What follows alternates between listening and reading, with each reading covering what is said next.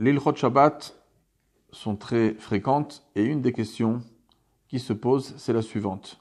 Des fois, on a oublié de couper nos nappes en plastique. On a besoin de recouvrir un plat avec de l'aluminium qui n'est pas coupé. Et donc, on se pose la question, est-ce que Shabbat, on a le droit de déchirer la nappe pour avoir une nappe pour recouvrir? Elle est trop longue, elle fait partie d'un grand rouleau. Et donc, est-ce qu'on a le droit de couper Shabbat? Alors, la halakha est que c'est interdit. Ce qu'on appelle dans la halakha tikud mana. À partir du moment où je coupe un objet pour pouvoir m'en servir d'une manière beaucoup plus agréable, parce que c'est pas évident d'avoir une nappe avec un rouleau qui recouvre une table et que la partie du rouleau se retrouve dans les pieds de quelqu'un.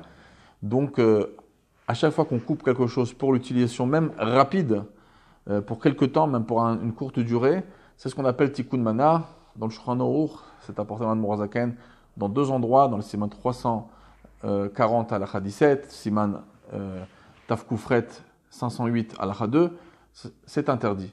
Une autre question qui peut se poser, c'est des fois, quelqu'un il a le luxe d'avoir une servante qui est non juif, une dame de ménage, etc., qui serait à la maison, ou bien un voisin gentil qui pourrait venir facilement le faire. Est-ce qu'on pourrait lui demander de nous couper l'aluminium, de nous couper la nappe?